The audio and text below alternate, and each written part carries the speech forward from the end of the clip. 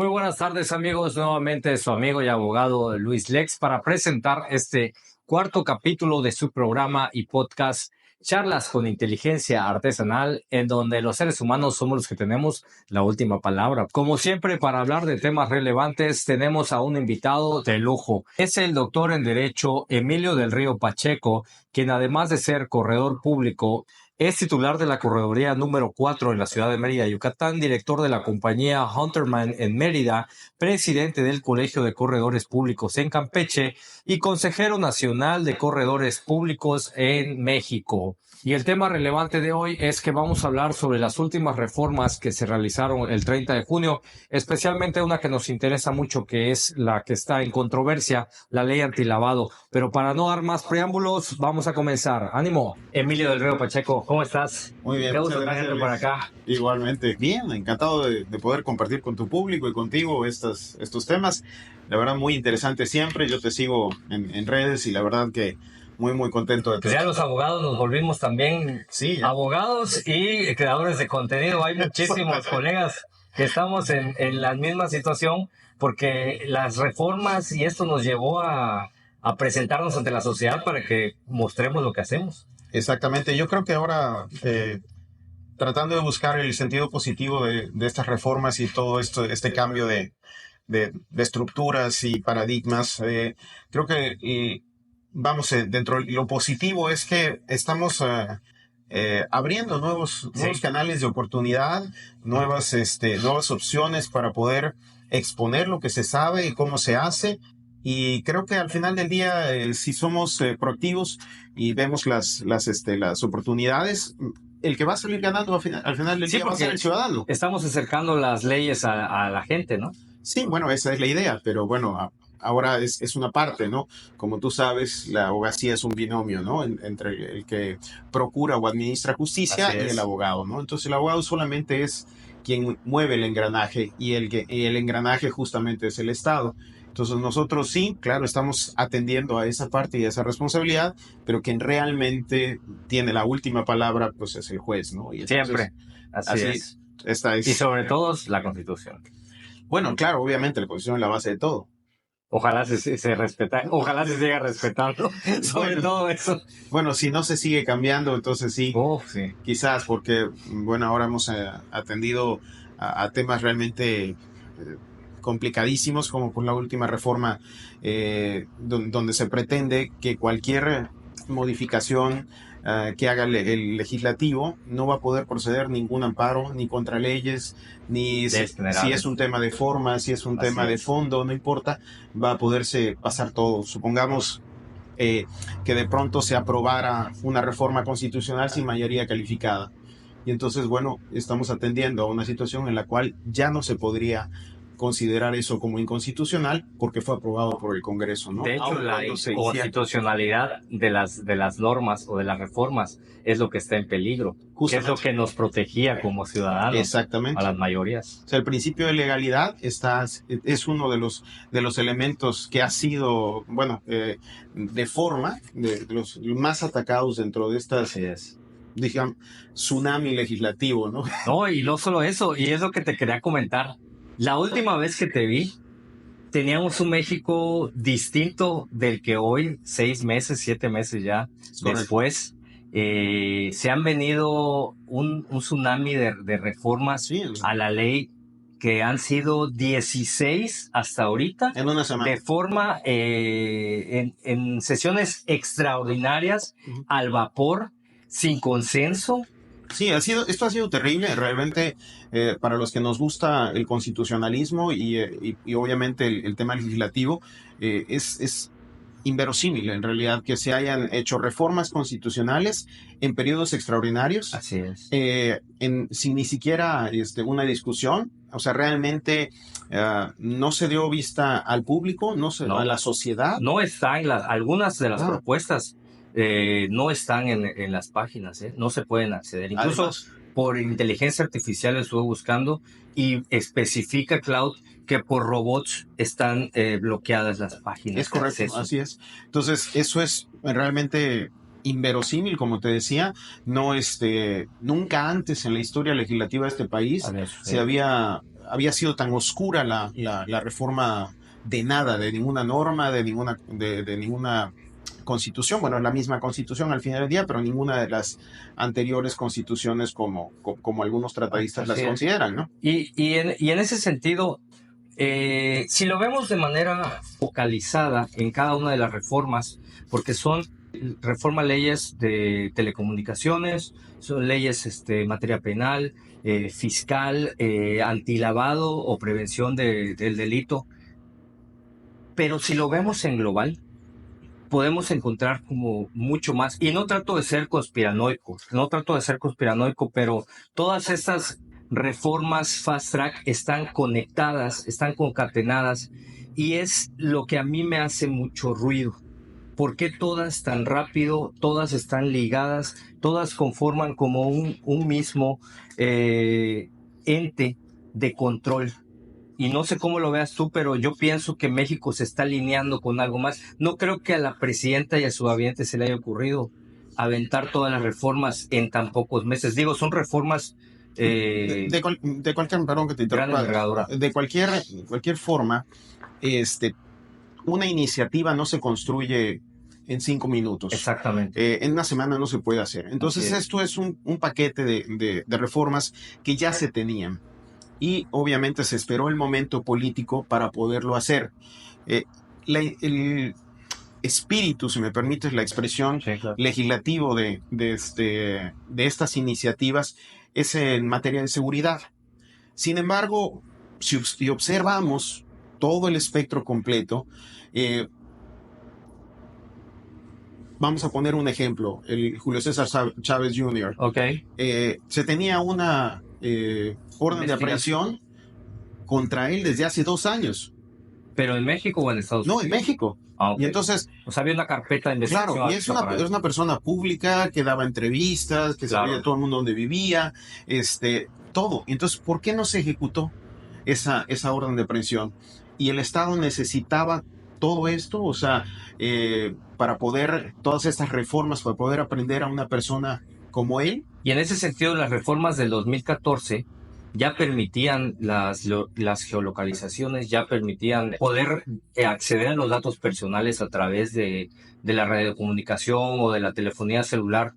Y sí tenían a las personas ubicadas, porque sí también se ubicaba, se aplicaba inteligencia, pero como dices, ¿por qué no los tenían, por qué no los capturaban, no? Exacto. Si siempre se supo dónde estaban. Exacto. Y esas, entonces, se dice, por ejemplo, ahorita que en el tema de la geolocalización es una iniciativa que lo que busca es justamente poder localizar a las personas desaparecidas o que se puedan identificar los cuerpos de las personas desaparecidas. Pero oye, tenemos ahora, nos acaba de aparecer un crematorio en Chihuahua con más de 150 cadáveres. Y creo que me quedé corto, mal. Sí. Hombre, y aparecen 2 fosas, no clandestinas, fosas oficiales del gobierno de Morelos. Habían 2 que cada una tenía más de 150 cadáveres, wow, que tenían incluso identificaciones en los bolsillos. Se reabrieron apenas hace poco. El CURP, ahí estaba toda la información. Ahí estaba toda la información. Entonces, ¿por qué no se pudo localizar a los familiares? ¿Por qué hay tanta negación para que los grupos y los de madres buscadoras o de personas desaparecidas no puedan tener interacción con el gobierno? O sea, porque todo esto se ve extraño, ¿no? Pues siempre se ve como oscuro, ¿no? Sí, exactamente. O sea, la intención es la que no logramos entender. Siempre hay como muchas justificaciones, pero pocos resultados. Y en ese sentido que te decía que México se está ajustando a normas internacionales, quizás gestiones de los países del bloque norte. ¿Por qué? Porque hoy no solo México se está adecuando a los lineamientos de la OCDE, ahorita del TEMEC. México se está alineando con una estructura a nivel mundial, y es ahí donde te digo que creo que sí existe un ordenamiento para que México se homologue en temas de seguridad, prevención y de lavado de dinero, que es el tema que quiero tratar hoy central. Pero con todo esto, México tan caótico, tan desorganizado, con una política tan endeble, ¿tú crees que México esté preparado para para atender esto, para tener, por ejemplo, nuestra seguridad, nuestros datos biométricos, toda nuestra información? ¿Es un México que puede entrar a la modernidad y estar a la par de sus socios comerciales y al mismo tiempo proteger a la ciudadanía? Y bueno que lo comentas, pero vamos a dividir la pregunta en varias partes. Sí. Una, vamos a partir de la base de que México, desde el momento que entra a la OCDE, todas estas políticas antilavado, de prevención de actividades ilícitas con fondos oscuros, o vamos, todo esto que se supone que pretende el gobierno controlar o tener más herramientas para poderlo resolver o atender. Al final del día ya se tenían. De hecho, México suscribe varios tratados, dentro de ellos está y pertenece a varios grupos de prevención del lavado de dinero, del cual además todas las instituciones financieras tienen la obligación de dar cumplimiento. Debes de tener un oficial de cumplimiento, debes de tener dar informes a la Comisión Nacional Bancaria, a todas las instituciones que regulan a las instituciones financieras, valga la redundancia. Entonces esto no es nada nuevo para México. Lo venden como algo nuevo, pero no es nada nuevo, ya lo estaban haciendo. No es nuevo, pero sí se está ampliando el catálogo, ¿no? de empresas o de actividades vulnerables. Bueno, es que esa es parte de los temas interesantes. Si tú observas a los demás países de la OCDE que cumplen estas disposiciones, por lo pronto los sindicatos no están allá incluidos y en esta reforma se incluyó. Sí. No están incluidos los partidos políticos y en esta se incluyó. No están incluidas las ACs o ONGs, organizaciones no gubernamentales, para que no tienen fines de lucro y que además pueden otorgar recibos deducibles de impuestos cuando se apoyan a este tipo de causas. Tampoco estaban incluidos las SCs, diferentes nuevos actores dentro del inmobiliarios. Las empresas inmobiliarias sí es un segmento que ya estaba incluido en la anterior en la ley original antilavado, como se le conoce, o prevención de... Aquí tengo el nombre exacto porque sí es importante que lo mencionemos. Sí. Es Ley Federal para la Prevención e Identificación de Operaciones con Recursos de Procedencia Ilícita. Exacto. Es difícil de aprender. Sí, es por eso se le dice coloquialmente antilavado. Pero en realidad esta ya se considera como actividad vulnerable todas las operaciones de inmuebles. Y de hecho los notarios tienen que dar aviso de cualquier operación de este tipo. Incluso el límite que antes no había propiamente un límite, el límite para poder comprar una propiedad con efectivo es solamente 800,000 pesos, hasta 800,000 pesos. Sí. Entonces, si la operación es mayor a 800,000 pesos, se tiene que hacer por transferencia, con cheque nominativo, etcétera, ¿no? Ya no se puede hacer con cheque de caja, que se equivale también a efectivo. Y bueno, y obviamente se tiene que firmar un formulario donde se puede identificar al beneficiario controlador. El beneficiario controlador, si se quería preguntar. Y entonces, que esa es una obligación que además los notarios y los corredores públicos tenemos. O sea, nosotros cada vez que constituimos una empresa, cada vez que hacemos una enajenación de acciones, cada vez que participamos en una operación financiera importante, mayor a 500,000 pesos, tenemos que, que dar ese informe. Pero independientemente de que sea mayor a 500,000 pesos, notarios y corredores públicos tienen que realmente hacer una identificación de su cliente y del beneficiario controlador, como se le conoce, que al final del día lo único que busca es quién es la última persona que se beneficia de esta operación. Si es, por ejemplo, una sociedad que está constituida con sociedades, quiénes son los accionistas de esa sociedad, hasta que lleguemos a la última persona física. Es decir, no antes se buscaba esconder al beneficiario controlador a través de sociedades. Es lo que le llama la línea del dinero, ¿no? Exactamente, la ruta del dinero. Y ese es un cuestionario que ustedes ya elaboran. No, todos los tenemos que tener, corredores y notarios tenemos que tener. Eso es obligación. Es obligación. ¿Qué cambia con la ley ahorita? Prácticamente los sujetos de obligados, por ejemplo, las personas políticamente expuestas, Esas, por ejemplo, ya estaban todavía, pero ahora ya se pone un mayor hincapié en ellos. El tema de los sindicatos es algo que me llama mucho la atención, porque al final del día los sindicatos ha sido una parte oscura, ¿no? Que se considera Sí, por sí, supuesto. de los... Porque en la Constitución está que son autónomos. Exactamente. Y eso les da un blindaje que por años les ha permitido operar de forma muchas veces irregular. Irregular, ya no quiero usar la palabra ilegal, pero por lo menos irregularmente, Sí, sí. no, no son opacos completamente. Y bueno, me extraña, por ejemplo, ahorita que no hayan incluido los ejidos. Los ejidos son otra. El sector primario sí fue perdonado Sí, en o sea, sí, general, sí, y excluido. y el ejidatario que ha sido muy golpeado en el sexenio pasado, pero por lo menos no les tocó esta vez. Bueno, se puede ampliar Sí, todavía. no, no, bueno, No, ya. no digo, tocamos madera, Pero, ¿verdad? Para que no nos toquen, pero pero el punto no es quiénes están ahí. El punto es el principio de legalidad. Es decir, ok, te doy esa facultad, ¿para qué? ¿Cuáles son los controles de los pesos y contrapesos que deben de existir entre la autoridad y los ciudadanos? Porque el gobierno, y digo, ahí está la presidenta en su mañanera diciendo que el único argumento que tienen de peso y contrapeso es confíen en nosotros porque nosotros sí. no lo hacemos. Y esto no funciona así. O sea, nosotros actuamos bien en todas Sí, las formas. pero no se puede hacer así. O sea, la autoridad, bajo el principio de legalidad, solamente puede hacer aquello para lo que exclusivamente está facultada. Entonces, hay un enorme margen de discrecionalidad dentro de toda esta serie de cosas que no nos están ayudando a los ciudadanos. Si al gobierno sí le dan muchas facultades. Claro. Te pongo un ejemplo. Por ejemplo, valga la redundancia. Hoy los militares van a investigar a los ciudadanos. Y eso es terrible.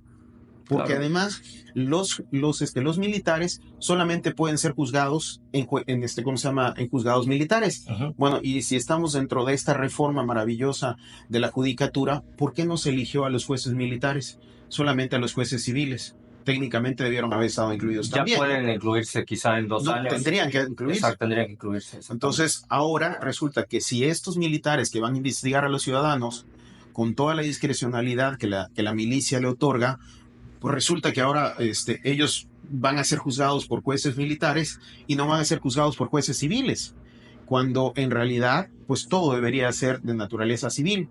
Antes teníamos una policía civil, que era la Guardia Nacional. Así es. Ahora es una Ya policía desaparece. militar. Entonces, este tipo de cosas, justo con todas estas reformas, dices... Pues son incongruencias a nivel constitucional, son inconstitucionales. Son totalmente inconstitucionales, pero ahora tenemos una corte que realmente responde más al gobierno que a los ciudadanos. Entonces, es una situación un poco dispar, extraña. Digo, nosotros los abogados tendremos que ver cómo nos ajustamos a esto para defender los intereses de los ciudadanos. En el caso de nosotros, como corredor público, como los corredores públicos, pues bueno, tendremos que ver cómo podemos ayudar a que se genere más empresa, a que se genere más dinero, a que se genere más recursos. Pero de frente a eso, tenemos que todas estas reformas están generando, cambiando el peso de la responsabilidad al ciudadano en vez del gobierno. Es decir, antes tú eras inocente salvo prueba en contrario. El Estado tenía la obligación de probar que tú eras el delincuente o el infractor. Hoy por hoy no. Estas reformas incluyen a dos nuevos personajes, un oficial de cumplimiento y un oficial de compliance. Y entonces estas dos personas van a tener que hacer el trabajo que tenía que hacer el gobierno para comprobar. Y entonces, pero no va a ser con cargo al gobierno, va a ser con cargo a ti. Así es. Pero tú vas a seguir que pagando impuestos. Pero van a ser propuestos por el gobierno. No lo sabemos todavía. Probablemente es parte sí. de la historia de la reglamentación, porque además también esta reforma habla de cursos que tienen que hacer los particulares y cursos que tienen que dar las autoridades. Anualmente. Entonces, ya no sabemos realmente cómo está esto. Realmente tenemos más dudas que respuestas dentro de todo esto. Entonces, ¿tú crees que a nivel local, por ejemplo, Campeche, Mérida, sobre todo Campeche, que está sufriendo en temas económicos fuertemente por los impagos en Pemex, por el bajo circulante que hay en el estado, no hay desarrollo, no hay industria, uno de los sectores más golpeados que ahora entra a esta nueva dinámica de supervisión de lavado de dinero es el área el sector de la construcción, que es el más golpeado hoy en Campeche. O sea, si yo le pongo todas estas mecánicas de cumplimiento, que ahora es otra administración completa la que ya tienen, porque aparte tienen que aperturarse un software para análisis de clientes, tienen que subir carpetas con los expedientes de los clientes, identificación de clientes, tienen que hacer reportes de determinados montos que están superados, y si no hacen reportes, de todas maneras tienen que ir acumulando todos los movimientos que hagan sus clientes. Entonces, no le das margen. A nivel local, ¿crees que Campeche, cómo crees que las empresas campechanas van a poder atender todas estas situaciones? Mira, definitivamente lo ideal es que caminemos hacia eso, a la transparencia, a la formalidad, al cumplimiento de todas estas series de obligaciones y además responsabilidades que deben de tener las empresas y los empresarios. Sí, pero debería de haber también un equilibrio. Entonces, un incentivo. No, un equilibrio, simple y sencillamente. Si yo te pago, te puedo exigir. Pero si no te pago, ¿cómo te puedo exigir? Es decir, yo emito una factura y automáticamente ya tengo la obligación de enterar IVA y impuesto sobre la renta. Pero no te pago yo, gobierno. Pero sí te mando al Seguro Social a que te cobre, pero sí te mando al Infonavit que te cobre, sí te mando al SAT para que te cobren, sí te mando a todas estas empresas para que te cobren lo que no he podido cobrar. Sí. Entonces es como que... Pero además... ¿Cómo te pago si no he Pero además, para que yo te pueda informar a ti, SAT, AFI, lo que fuera, para que yo te pueda informar, además tengo que contratar a un contador certificado, tengo que contratar a un oficial de cumplimiento, tengo que contratar a un oficial de compliance, que tienen que hacer el trabajo que tú tenías que hacer, gobierno. Así es. Entonces, pero además con cargo al dinero que no tengo, que no me has pagado. Entonces, y si vemos, es toda una cadena. Es decir, básicamente el gran generador de recursos en este país, y particularmente en el estado de Campeche, es el gobierno. En Campeche, 70 centavos de cada peso provienen directa o indirectamente del gobierno público. Entonces dices, ¿cómo esos 3 pesos que genera la iniciativa privada van a pagar los 70? Claro. Porque además están grabados, ¿eh? Por supuesto. Además ya están rasurados. Sí, exactamente. Menos el 35%, por supuesto, ¿no? Bueno, en sí, porque no son libres. Morales, 30%. Ya nadie va a querer operar, se va a quedar con sin eso utilidades. Todo justo camina hacia una promoción de la informalidad. Pero están tratando de evitar la informalidad. No, es que no. Como lo están planteando. Porque mira, yo te lo voy a poner desde el punto de vista fiscal nada más, recaudador. Sí. Yo entiendo que el lavado de dinero per se es una forma de meter dinero malo al sistema, pagando el impuesto, o sea, blanqueando el dinero. A la hacienda pública, si yo tengo 10 millones de pesos que generé por allá, quién sabe dónde, y los blanqueo y los meto al sistema, como quiera yo estoy pagando impuesto por los 10 millones de pesos. No todo, pero estoy pagando impuesto. Entiendo que el dinero puede ser de actividades ilícitas, que es como el bemol donde estas actividades promueven otras actividades que nos afectan como sociedad. Pero al final estoy recaudando. Hoy ataco la recaudación. Exacto.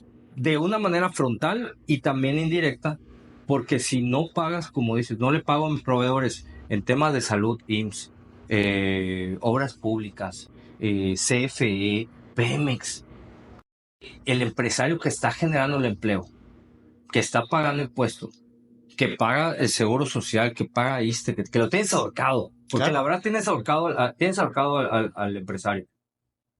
Y todavía le pones una carga más administrativa, y si no la cumple, la sanción que te va a imponer la Hacienda es altísima. Yo mejor cierro el changarro. Pero, insisto, es un tema de equilibrios.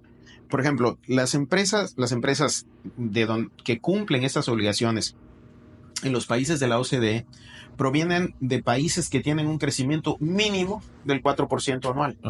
México tiene un decrecimiento. Así es. Entonces, hay decrecimiento, no hay apoyo a la empresa, pero además te genero una cierta cantidad de obligaciones que van a hacer que tu participación dentro de la generación de riqueza sea mucho más complicada, mucho más. Entonces, yo no estoy entendiendo el discurso, es decir, hacia dónde todos los gobiernos tienen un discurso, tienen una política, tienen una tendencia, pero no estoy entendiendo en este gobierno cuál es la tendencia, cuál es el objetivo. Y todos estos temas de seguridad, de opacidad, de exceso de dientes, me permite la expresión, al gobierno, provienen de un gobierno que se dice hijo del 68. Ajá. Donde justamente el movimiento del 68 lo que trataba de evitar era la opresión del gobierno, la vigilancia, el totalitarismo de 1968. Entonces, no encuentro el sentido del discurso, que además, y si formamos parte, México pasó de ser de la 10ª economía, ahorita estamos creo que la 20, si no me equivoco, que sigue siendo una economía muy importante. Claro. Pero perder 10 lugares dentro de las economías más importantes. Y eso porque estamos apalancados por el nearshoring, o sea, estamos cerca de Estados Unidos. Exacto. Y eso siempre nos va a ayudar, y somos un productor de petróleo todavía endeble, pero todavía generamos. Ese es otro contrasentido. Por ejemplo, tenemos, como tú sabes, hay las reservas probables, posibles y probadas. En el caso de México tiene reservas probadas importantísimas, pero estamos viendo que siguen explotando o sobreexplotando los activos que están en funcionamiento, como el Cumalozab o el Cantarell, cuando hay otros activos que tienen importante, pero no hay exploración, no hay extracción, no hay mantenimiento a la infraestructura existente. No estamos produciendo nada. Es que la verdad, el tema de Pemex, Emilio, ya está cantado. O sea, es como la procesión de un muerto que ya está. Pero es que no lo es. No lo dicen, pero ahí está. No, es que en realidad no lo es. La pura infraestructura, no los yacimientos. O sea, los activos que tienen un valor, pero necesita mucha inversión. Pemex es un cadáver viviente en el sentido de que si tú quieres atender la infraestructura de Pemex para reanimarla, lo que corresponde, lo que se debió haber hecho hace 20, 25 años de mantenimiento, Pemex queda en quiebra. No va a poder realizar todo eso. Perdón, pero no estoy de acuerdo contigo. Bueno, yo estando dentro veía los números. Y ahora, el otro tema que tiene Pemex es que ya no tiene inversión privada. Es que el retroceso en la reforma energética es el grave problema. Es decir, Pemex efectivamente y el gobierno mexicano no tienen dinero o el suficiente dinero como para invertir en esos activos. Sí. Esa reforma lo que decía es, oye, tú, empresa extranjera, ven, explota y somos socios. Hoy sería el ideal de esa reforma. Es correcto. Entonces, sería perfecto. Exactamente. Entonces, ahora no estoy entendiendo. Y de ese recurso sí se podría tomar una parte para rescatar a la empresa, fortalecerla y hacer que Pemex sea una empresa productiva, realmente productiva. Pero además estás olvidando que la carga de Pemex nuevamente es altísima. No, claro que no. O sea, le siguen quitando muchísimo impuesto. Al contrario. ¿Cómo está ahorita el impuesto? No, ya no existe el impuesto. Ahora hay solo un impuesto que es opaco completamente. Sí. Que no sabemos ni siquiera de cuánto es. Yo tenía entendido que sí se le estaba retirando una cantidad fuerte. Se modificó y precisamente para sanear la deuda de Pemex se hizo una empresa pública. Dejó de ser una empresa productiva para pasar a una empresa pública. Y al ser una empresa pública, toda la deuda de Pemex se distribuye entre todo el Estado. Entonces la deuda que parecía enorme ahora es chiquitita. Entonces, técnicamente, ¿no? Porque se dividió entre todos, ¿no? Pero al final del día, ¿no te quedó la El mago lo hizo otra vez. El mago lo hizo otra vez, correcto. Pero al final del día, la deuda sigue estando, la deuda con proveedores sigue estando, la deuda con trabajadores sigue estando, la deuda sigue estando. Solamente se cambió de lugar. Claro. Y el impuesto que contribuía Pemex a México, ahora ya no lo contribuye. Es uno que el gobierno actual dice que es impuesto a la producción y se acabó. No hay más. Entonces ya no tenemos IVA, ya no tenemos renta, ya no tenemos nada de eso. Y eso que era mucho más transparente que lo que estamos viendo ahora. Sería medible, ¿no? Por lo menos, medible, si podemos medirlo, podemos calcularlo Sí. y al mismo tiempo podemos programar gastos. Por ejemplo, ahora ingresos. yo te pregunto, ¿cuánto producimos de petróleo? ¿Cuántos barriles producimos? Yo no tengo idea. Nadie tiene idea. Eso es Lo seguridad real. nacional. Lo real. Te preguntaría, ¿cuántas plataformas hay? Nadie lo sabe, es seguridad nacional. ¿Dónde están ubicadas? Nadie lo sabe, es seguridad nacional. Y entonces todas las cosas que nos permitirían a los ciudadanos poder ser vigilantes de la riqueza del país, ahora resulta que no podemos. Entonces, esa opacidad es lo que realmente preocupa. No preocupa tanto que si el gobierno quiera tener dientes o garras o lo que quiera para cuidar a los ciudadanos o para recaudar o para evitar que se diluya el recurso en el impuesto para contribuir a los demás. El tema es que el contrasentido de la historia, es decir, yo voy a tener todos estos dientes porque se supone que es para cuidarte a ti, sí, ciudadano, y poder saber dónde están los desaparecidos y pues, saber qué pasó con los narcotraficantes. Pero todo el mundo sabe dónde están, quiénes son. No cuando se intentó detener a Ovidio, no llegaron a su casa y el presidente llamó y dijo, no, déjenlo libre. Sí. ¿No eso ocurrió? Entonces, claro. Pues obviamente lo saben. Sí. Entonces, querernos vender sí, el problema es que la narrativa del gobierno no la vas a cambiar. Yo nunca he visto, Emilio, un gobierno que acepte que está mal o que acepte que las cosas están mal. Al menos no un mexicano. El reconocimiento de culpas no soluciona nada. Bueno, pero al menos puedes entender que hay y puedes trabajar en ello. Pero si ni siquiera reconoces que tienes dificultades, que tienes déficit presupuestario, que no estás recaudando lo suficiente, que no tienes obra. El reconocimiento de una falla sin una corrección se llama cinismo. Y es un gobierno cínico. Y esa es la verdad. Sería doblemente cínico. Pero el repetir la mentira muchas veces hará que unos lo crean. Pero lo que estamos viendo es distinto. Justamente por eso no se está atendiendo a la educación. Porque un pueblo no educado es un pueblo que se lo cree. Pero un pueblo educado evidentemente no se lo cree tan fácil. Claro. Un pueblo educado es aquel que pregunta, investiga, analiza, hace cuestionamientos difíciles para el gobierno. Pero lo que se busca en este gobierno en realidad, y bueno, y en el anterior también, es lealtad, no inteligencia ni capacidad. Y justamente lo que México en este momento necesita es capacidad. Y te pongo el ejemplo de China. Es decir, hoy vemos, hace unos días sale de algún muelle de un astillero, de China, un portaaviones impresionante, que es mucho más grande que el más grande de los de Estados Unidos. ¿Y cómo se hace eso? Pues se hace con tecnología. ¿Y cómo se logra la tecnología? Con educación, capacitación. Estudio. Exacto.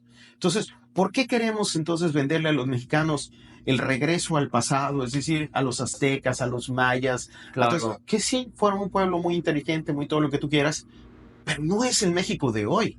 Estamos en el siglo XXI. El México competitivo no necesita lenguas indígenas, necesita estar en el futuro. Sí lo necesita, sí, como los japoneses rescataron su cultura. O sea, lo rescatamos, la cuidamos, la mantenemos. Pero es un buen ejemplo. Por ejemplo, los japoneses tienen ese cuidado y respeto por su cultura, pero también son de los países más proactivos en la tecnología y en el avance. Entonces, ¿por qué México tiene que...? Y tienes otros ejemplos como países del Medio Oriente que están aferrados a la cultura y no tienen desarrollo tecnológico porque son muy ortodoxos, ¿no? O sea, tenemos las dos caras de la moneda. Entonces, mira, decía uno de los informes de Tú empiezas en México, que del Banco Mundial, que uno de los indicadores de cuando la economía está mal es cuando empiezan a surgir negocios de comida. Ajá. Espontáneamente. Sí, claro. Entonces, sal a la calle. Te invito a que salgas a Campeche y camines la calle y vas a ver que hay puestos de comida por todos lados. O sea, no estamos viendo industria, no estamos viendo una fábrica de coches, no estamos viendo una fábrica de celulares, no estamos viendo una fábrica de nada de tecnología.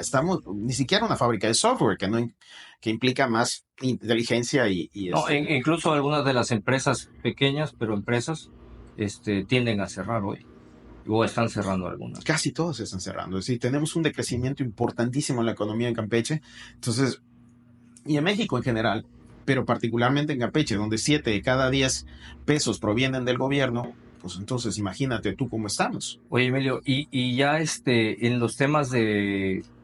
Porque obviamente las empresas hoy ya no van a querer irse a pleito con el SAT. Entonces, yo lo que siento que viene para todas las empresas, las que sobrevivan, va a ser la prevención. Que la prevención debió haber sido desde hace mucho, tanto en materia laboral, ya ves que viene una reforma de las horas laborales, pero ahorita que se amplía del catálogo De obligados. de obligados porque son actividades vulnerables. Ujú. Esa es la palabra. Hoy se tienen que abocar más a la prevención. Creo que todos, en realidad. O sea, digo, allende la crítica que es sana, Sí, pasándonos al punto del cumplimiento de las Sí. obligaciones y esas cosas, creo que todos tenemos que hacer eso, ¿no? O sea, está bien bueno, pagar impuestos, debiéramos ser responsables. está bien declarar, está bien Sí. ser transparentes, está bien, eso está bien. Claro, Entonces, pero efectivamente, como tú dices, hay que hacer una parte predictiva. Esa parte predictiva nos obliga a los que trabajamos, a los que emprendemos, y a los que, bueno, estamos intentando entrar, los famosos entrepreneurs, eh, a, a entender todas estas obligaciones. Ok, que el Estado se ha pasado. Sí se ha pasado, por supuesto. pero ya está, o sea, ya no es... Pues ya no es optativo. Exacto, o sea, es obligatorio. Es obligatorio. Entonces, ¿qué ocurre? Bueno, pues a lo mejor los abogados que te vean, los contadores que te vean, pues verán un nicho de oportunidad en aplicarse y convertirse en oficiales de cumplimiento o de compliance o de alguna de estas nuevas figuras que aparecen, o en capacitadores o en lo que fuera, ¿no? Entonces van a tener que participar en esto y las empresas van a tener que de algún modo irse metiendo al aro. El tema es esa gradualidad que el Estado pretenda aplicar, porque es absolutamente discrecional, porque no hay reglamentación al respecto, Tiempo de gracia. es porque no hay nada. Exacto. Entonces, el Estado tiene ahorita todos los dientes y los ciudadanos no tenemos ninguna defensa. Y tú como corredor público, cómo podrías ayudar a las empresas? ¿Cómo las encaminas en ese sentido para que puedan estar ordenadas, para que estén siempre bien protegidas ante lo que pudiera ser una multa, un llamado del SAT, una auditoría? Sí, mira, yo creo que antes que todo las empresas deberían de hacer una auditoría corporativa. Esa auditoría corporativa implica varias cosas, dentro de ella revisar sus cartas constitutivas, sus asambleas, sus poderes, sus acciones, cualquier contrato. Todos estos hay ciertas cosas que deben de cumplirse por norma, independientemente de las nuevas disposiciones de las nuevas, de las antiguas, hay que cumplirlas, ¿no? Entonces, si las empresas hacen un pequeño esfuerzo, nosotros, creo, los fedatarios públicos, Sí. los corredores públicos, haremos también un esfuerzo para poder ayudar a esas empresas, reduciendo también nuestros honorarios para poderles ayudar al cumplimiento de todas sus obligaciones e ir tratando de que puedan estar en orden. Una de las cosas que, por ejemplo, la inmensa mayoría de las empresas no hace es el registro de propiedad industrial e intelectual. Nadie registra sus marcas, y si registran una marca cuando deberían de ser 4 o 5 marcas, o por ejemplo tienen derechos de autor que no registran, tienen infinidad de cosas. Pero además, todas estas cosas se convierten en patrimonio de las empresas. Es decir, una marca tiene un valor, Sí. un software tiene un valor, una pintura tiene un valor, un diseño tiene un valor, un dibujo tiene un valor, y todas esas cosas podrían ir aumentando el capital contable y el capital social de las empresas, con las que podrían responder a ciertas obligaciones, ya sea crediticias, o con los trabajadores, o con las instituciones administrativas del Estado. En fin, podrían solidificarse más, ¿no? Entonces, y sobre todo cuando estas empresas ya tienen muchos años, es mucho más fácil ayudarlas a poder encaminarse por esa ruta. Ahora, claro, todo esto es un toma y daca, ¿no? Es decir, una mano lava la otra. Y en ese sentido, pues yo creo que las empresas, si se ponen las pilas, pues evidentemente nosotros también haremos lo mismo, ya sea... Sí, por supuesto. O sea, primero se acercan y, mira, tengo este tamaño de empresa, tengo estos ingresos anuales, estos son mis costos, y tú ya te puedes ir adaptando a la empresa, ¿no? Exacto. Incluso a lo mejor puedes ver algo en las empresas que ellos no están viendo, como dices. O sea, Exacto. la marca, el valor de la marca, el valor del logotipo. Digo, son cosas que muchas veces no sabemos. Una de las cosas que es muy comunes, por ejemplo, nosotros los corredores públicos hacemos avalúos de negocio en marcha. Ujú. Entonces, ¿cuál es tu factor de productividad? ¿Cuánto produce la gente que tienes en tu empresa? Por ejemplo, un caso muy común. Es decir, lo que se analiza en el factor de productividad es cuánto produce la unidad básica de producción, valga la redundancia. Es decir, si yo tengo que 5 personas me producen 1,000,000 de pesos y esas personas me cuestan a mí 500,000 pesos, entonces tengo un factor de productividad de 500,000 pesos. Pero en la lógica tradicional diría, oye, pues entonces le pongo un trabajador más, resulta que ahora van a producir 1,100,000 y si pongo 2 van a haber 200. Será la lógica. Sería la lógica, pero no. Porque la unidad básica de producción lo que determina es tu factor de eficiencia. Y ese factor de eficiencia solamente se puede determinar vía un análisis de cuál es la unidad básica de producción. Entonces, si yo quisiera producir más, tendría que replicar esta unidad básica de producción al doble para que entonces yo pudiera el doble. Ganar el doble. No un 10%, no un 10%, sino el doble, exactamente. Que es exactamente lo mismo que hace un McDonald's. Tú cuando llegas a un McDonald's, lo ves, el número de trabajadores que tiene está determinado. Así es. Y las posiciones de cada uno, exactamente, es una fórmula. Lo mismo pasa con las empresas. Esas empresas que están produciendo y que son relativamente exitosas, y digo relativamente exitosas porque no necesariamente sean eficientes, son eficaces. ¿Por qué? Porque han pasado el tiempo, han pasado la prueba del tiempo. De manera empírica. De manera empírica. Pero si ellos se apoyan en la ciencia, entonces podrían ser no solamente eficientes, sino eficaces. Y además podrían replicar este éxito de negocio en otros lugares.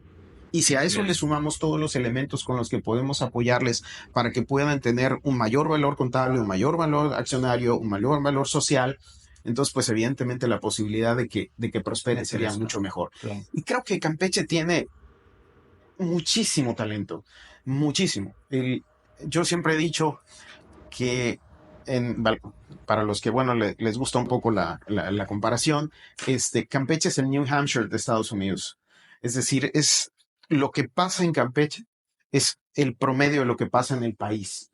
Entonces, si Campeche está mal económicamente, el país está mal económicamente. Es verdad, es una unidad de medida bien interesante. Si hay inestabilidad social en Campeche, la hay en el país seguramente. Y los puntos en los que falla Campeche casi siempre es muy fácil transportarlos al país. Es bien interesante el cómo si haces la comparación, vas a ver que es casi 1 a 1, no es exacto, obviamente. Claro. Pero sí es un referente muy próximo. Entonces, creo que Campeche tiene mucho potencial humano, tiene un enorme talento, pero estas murallas que se construyeron para proteger a los campechanos, hoy creo que están limitando su crecimiento. Y los gobiernos.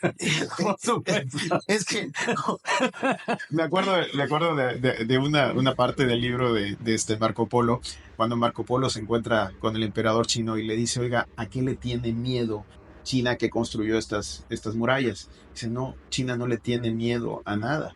Es para proteger al pueblo de China. Entonces, tenían razón. Las murallas las hicieron para que no se salgan los políticos campechanos. Yo creo que sí. Para que no afecten más.